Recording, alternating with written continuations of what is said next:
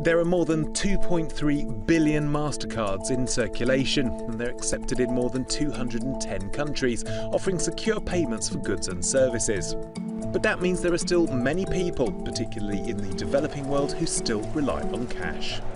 2 billion people, in fact, are completely disconnected from formal financial services. And so when you're completely disconnected like that, it means you're trapped. So you're really not connected up into the networks that are driving the modern economy, and that's a really big problem. It's a big problem that's seen as an opportunity for Mastercard.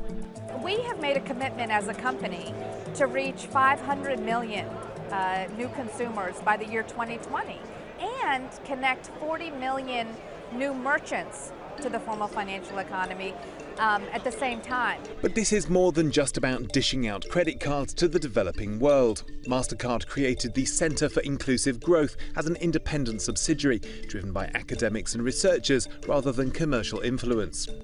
Working with organisations like the Gates Foundation, research labs in Kenya have been established to look at the best ways of using technology to create financial inclusion.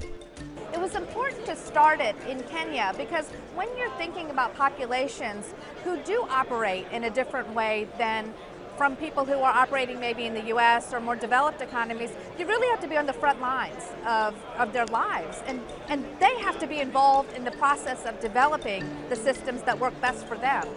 It's not just about creating financial networks. Think about financial services networks, that's one network, but think also about education networks, health networks, water, resources. These are all of the networks that are powering economies today. We are connecting people to these modern networks that are driving the economy.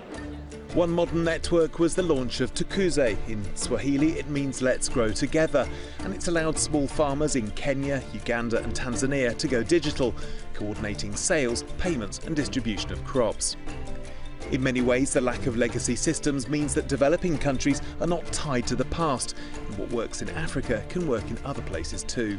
I marvel at what's happening in countries like Africa and India because you do have an ability to innovate and to think about new ideas in a way that sometimes we don't have in other markets. What we're also seeing is that the solutions that are being identified in those markets are usable in other markets. So for example, like the QR codes that we've launched in India, that also started in Africa with Masterpass QR. So it's really exciting to see, and frankly, as a consumer in the United States, I'd love to be able to use it too.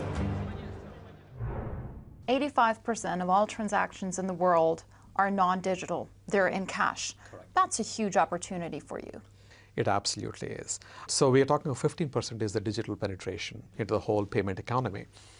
And that's a significant opportunity for us as we see into the future. And also there is a social purpose that is also solved through this. Cash provides a level of anonymity, and that anonymity gives rise to behavior which is not necessarily the best many times. Like if you look at all the illicit activities that go on, illegal activities that go on, they're funded majorly by cash because it gives that anonymity. And therefore, we feel it's a good thing for the world to have a cashless society, and that's the approach we take. What about the competition? What about the likes of Facebook and Amazon? They're about to launch payment services. That could be a huge disruption in your space. Are you worried about them? Do you see them as partners or as enemies? This is a question I get asked all the time, saying that, okay, for example, Apple Pay has now come and launched, so what's going to happen to you guys? We say that's fantastic for 2 points. Number one, in order to really bring about that cashless society into existence, you need a whole lot of players to come and put their might together and drive that ecosystem to become cashless. So that's number one. So more number of players jump in, all the ships will rise. Now, secondly, we partner with each one of them. Like when Apple Pay launched, or Samsung Pay, or Android Pay, we are partnering with each one of them. And therefore, it is not like they are our competitors, our enemies, or whatever. Quite the contrary. We work with them, and collectively, we try to make that change happen. But what's the risk that the middlemen, the banks, the card companies will be completely eliminated from this process? I don't see that happening. See, when you look at payment, don't look at it only as movement of money from point A to point B. You require somebody who is selling you the goods and services, which we call merchants.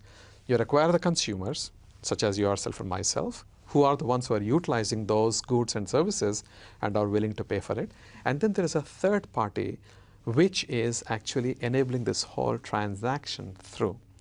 And that is just not the technical movement of money from point A to point B, but there is a credit underwriting if it is a post-paid kind of a situation.